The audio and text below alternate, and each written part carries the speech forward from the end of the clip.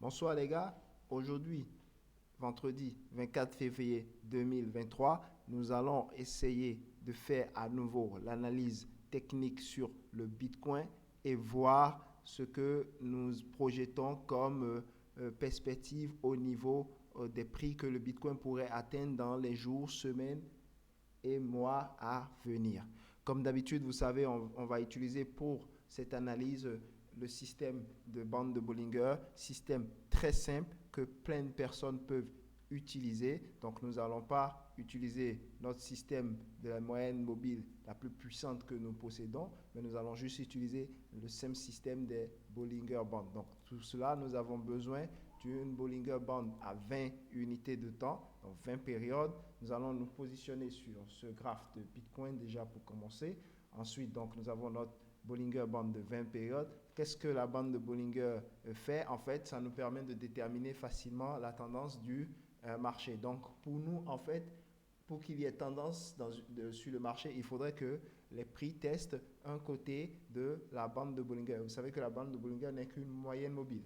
Donc, nous, on voudrait en fait que les prix testent un des bords de la bande de Bollinger. Et lorsque les prix testent un côté de la bande de Bollinger, on suppose que la tendance est dans cette direction et que le marché continuera à aller beaucoup plus bas. Mais vu que pour pouvoir tester ce bord, il y a déjà eu un certain mouvement de prix, nous, on ne va pas se positionner uniquement au test de la borne de Bollinger, mais on va attendre un pullback, un retracement, et c'est après ce retracement qu'il y aura un breakout, et nous allons nous positionner pour aller viser une fois la distance de ce rectangle qui sera formé avec ce pullback. Et pour pouvoir déterminer facilement s'il y a pullback, ce que nous allons faire en fait, c'est que nous allons utiliser une autre moyenne mobile qui sera la moyenne mobile à 5 périodes. Donc, on va positionner cette moyenne mobile de 5 périodes qui va nous permettre, en fait, on va tout simplement attendre lorsque les prix viennent tester cette bande de Bollinger. On va attendre qu'il y ait un pullback, donc qu'il y ait une clôture au moins des prix en sens inverse. Donc, si on était à la baisse, ici, comme vous voyez, on va attendre une clôture au-dessus de cette moyenne mobile. Et quand il y a clôture au-dessus, là, on suppose que oui, il y a réellement eu une correction au niveau du marché. Il y a vraiment eu un véritable pullback. Et donc, on va pouvoir maintenant placer notre position là et attendre qu'il y ait ce breakout afin de pouvoir nous positionner. Donc, si vous avez compris le concept, maintenant, ce qu'il nous faut, c'est d'aller vérifier à l'heure actuelle que quoi il en est question. Et comme moi, je vous le rappelle toujours, sur les marchés actions et les marchés crypto, je ne prends jamais de position vendeuse. Je prends toujours des positions acheteuses que je revends à la suite. Donc, ce qu'on va faire, on va passer naturellement en mensuel pour aller voir déjà qu'est-ce que nous avons en mensuel. Très bien. Nous voilà positionnés en mensuel. Et en mensuel, qu'avons-nous? Nous avons les prix qui ont testé la bande inférieure de la bande de Bollinger, ce qui voudrait dire que la force est au niveau des vendeurs. Ça voudrait dire qu'à l'heure actuelle, nous n'avons rien à faire sur le marché au niveau mensuel. Nous devons juste garder nos fonds dans nos poches et attendre lorsque la tendance va repasser au niveau de l'achat en mensuel pour pouvoir commencer à nous positionner. Et dans quel cas de figure la tendance repasse à l'achat? Eh bien, on doit attendre forcément que les prix viennent d'abord tester dans un premier temps la bande supérieure de la bande de Bollinger. Ensuite, que nous ayons ce retracement qui va essayer de faire une clôture en dessous de la moyenne mobile à 5 unités de temps. Et après cela, que nous ayons un breakout et nous allons nous positionner et viser le rectangle qui sera formé par cette zone, qui sera une fois notre take profit, notre premier take profit. Donc, sur ce cas de figure ici en mensuel, pour le moment, nous avons rien. Nous sommes toujours à la baisse, donc nous devons rester tranquilles, en dehors, safe, cash, et ne pas risquer nos sous pour rien en mensuel. Donc nous allons de ce fait descendre sur le graphique hebdomadaire pour voir de quoi il est question sur le graphique hebdomadaire, parce que chaque unité de temps a ses points d'entrée et ses points de sortie. Alors, nous passons tout de suite en hebdomadaire. Je vais tout de suite retirer d'abord ces graphes. Alors, on y va. 1, 2, 3, 4. OK. Ok. Donc, en hebdomadaire, qu'est-ce que nous avions eu? C'est que nous avions eu en 2022, nous avions eu d'abord un drop des prix qui était arrivé jusqu'ici, qui a testé la bonne inférieure. Donc, à ce moment, nous, on savait déjà que la tendance était totalement pour les vendeurs. Donc, il fallait juste attendre la confirmation finale. Et ici, naturellement, les acheteurs ont essayé de reprendre la main avec clôture au-dessus. Ensuite, les prix sont montés un peu, mais on a eu le breakout parce qu'on savait que la force était aux vendeurs. Donc, le breakout a bien eu lieu. Et puis, les prix ont continué à descendre tout au long de 2022. Maintenant, ce à quoi on assiste actuellement avec le Bitcoin, c'est que les prix sont venus tester la borne supérieure il y a quelques semaines. On savait qu'il y aurait ce pullback en dessous. Le pullback a vraiment eu lieu avec la clôture des prix en dessous de la bande de la moyenne mobile à 5 unités de temps.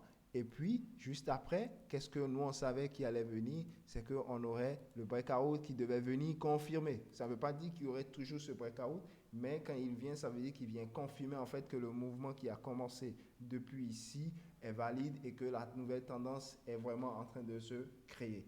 Et donc, qu'est-ce qu'on a eu? En fait, ça a été très rapide sur le Bitcoin. Il y a eu la clôture en dessous et il y a eu le breakout juste derrière. Donc, ce qu'on a fait, en fait, c'est qu'on s'est positionné sur le Bitcoin. On a acheté quelques unités. En fait, on n'a pas fait comme tous ceux qui font du DCA, qui achètent tout un peu, qui achètent en fait en réalité un couteau qui tombe. Non, nous, on investit à des moments clés où on sent qu'il y aura la force du marché, que le marché aura tendance à pousser très fort pour qu'on puisse très vite se retrouver en gain et ne pas investir pour avoir son argent bloqué pendant des années. Nous, on ne veut pas ça. On veut investir au moment où on sent qu'il y a de la force sur le marché qui peut propulser très vite pour qu'on puisse récupérer rapidement nos sous, parce qu'on a besoin quand même de nos sous pour aller investir sur d'autres actifs. Donc, on a besoin de cette force du marché. Alors, donc, quand on revient à nos moutons sur l'hebdomadaire, donc on a eu le breakout, donc notre stop loss, naturellement, il sera positionné à ce niveau. Donc, on attend en fait dans les semaines à venir à ce que le Bitcoin puisse atteindre la zone des 33 000 dollars. Donc, pour un, on attend la zone des 33 000 dollars pour le Bitcoin, qu'il puisse atteindre cette zone dans un premier temps. Ensuite, s'il peut, il ira beaucoup plus haut ou il va nous faire une baisse après à nouveau. Donc, on espère qu'il atteigne au moins cette zone des 1 pour que déjà on puisse retirer la moitié de notre risque afin d'y laisser maintenant la seconde moitié qui pourra aller chercher le véritable trade. Pourquoi je prends toujours la moitié? C'est l'histoire d'annuler en réalité tous les trades qui iront en fait à 1 pour 1, mais qui vont se retourner derrière. Il ne faudrait pas que le trade puisse aller à 1 pour 1 et que nous perdions encore ce trade totalement. Non, ce qu'il faut faire, c'est que lorsqu'il va à 1 pour 1, soit vous déplacez votre stop loss à break-even, soit vous encaissez la moitié de votre position. Comme ça, si jamais le marché revenait à se retourner totalement, c'est que vous aurez un trade neutre au finish. Donc, ce qu'on fait alors, c'est de pouvoir soit encaisser la moitié, soit de mettre à break-even le trade pour qu'il n'y ait pas de 1 pour 1 et qu'on puisse encore perdre totalement le trade. Les seuls trades que nous perdrons vraiment seront les trades qui ont commencé et qui ne sont pas allés à 1 pour 1 et qui ont cassé directement le dernier plus bas. Donc ce sera les seuls trades perdants réels qu'on aura, mais tous les autres qui iront au moins à 1 pour 1 seront des trades neutres si ça ne continue pas. Alors, sur ce, quand on a vu ça, on se dit que dans quelques semaines, voire quelques mois, que le Bitcoin devrait normalement atteindre la zone des 33 000 dollars si tout se passe bien. Donc, pour le moment, on s'est bien positionné au bon moment. On n'a pas, c'est-à-dire on avait gardé nos sous tranquillement au chaud. Donc, maintenant, on est passé à l'action sur le marché. Contrairement aux gens qui faisaient du DCA sur de l'hebdomadaire, ils ont dû se positionner à plusieurs reprises et à chaque fois, le marché leur cassait la gueule jusqu'à maintenant. Nous, on n'a pas souffert de ça. On a attendu patiemment que les choses se présentent pour qu'on puisse se positionner.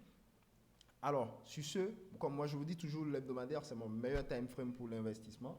Maintenant, nous allons passer sur un graphique qui est le graphique du journalier. Donc, on va aller sur le journalier et on va essayer de revoir encore la même chose, ce qui a bien pu se passer sur le journalier. Alors, journalier. Alors, ici sur le journalier, on avait eu le début, c'est-à-dire on avait eu le premier test ici, ok? Donc, on a eu une première tendance avec le pullback et le breakout. Naturellement, on s'est positionné, on a mis nos stop loss et on devait aller chercher une fois cette distance.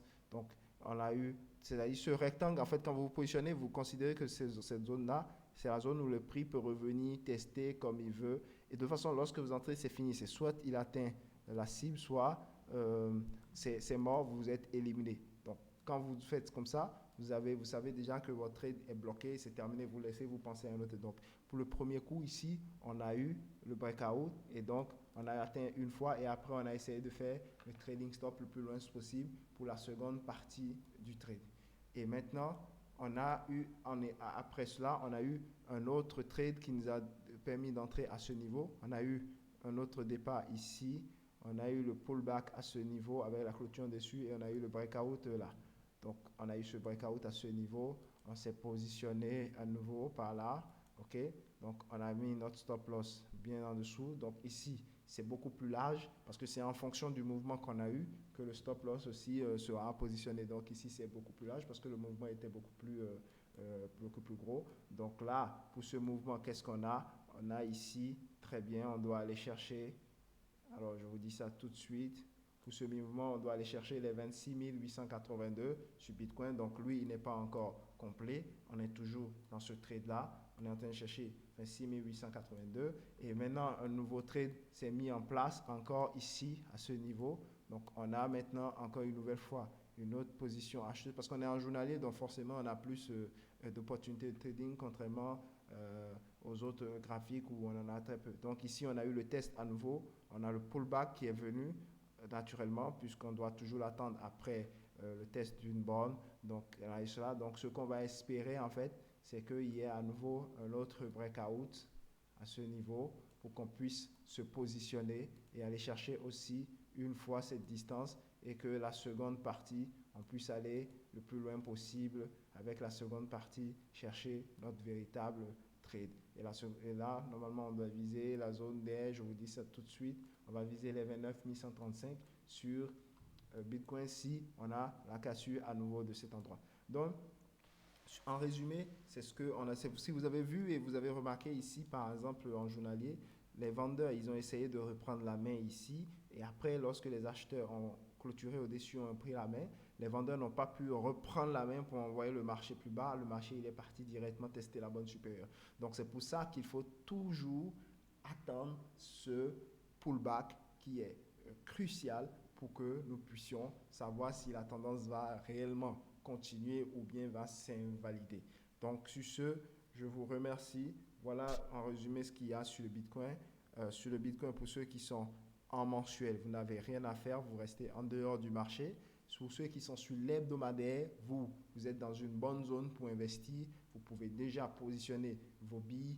Contrairement aux gens qui ont fait du TCA, vous, c'est maintenant que vous intervenez pour la première fois sur ce marché depuis le pullback qui a commencé en 2021-2022. C'est maintenant que vous vous êtes positionné pour la première fois et que vous êtes tout chaud et vous avez beaucoup plus de chances d'atteindre le 1 pour 1 sans trop de souffrance. Et pour ceux qui sont en journalier, vous avez déjà fait un trade, vous en avez fait un deuxième qui a commencé, qui n'est pas allé au bout. Vous avez la possibilité d'en avoir un troisième bientôt parce que vous êtes en journalier, forcément, vous avez plus d'opportunités que ceux qui sont en mensuel ou en hebdomadaire. Donc, en résumé, comme je vous ai dit, c'est exactement la situation sur le Bitcoin. On est en train d'assister à quelque chose qui pourrait nous faire un petit pullback, même si ça ne va pas au all-time high, qu'on puisse grappiller quand même quelques sous sur ces actifs. Je vous remercie beaucoup de m'avoir écouté pour le Bitcoin. Merci à vous et bonne soirée.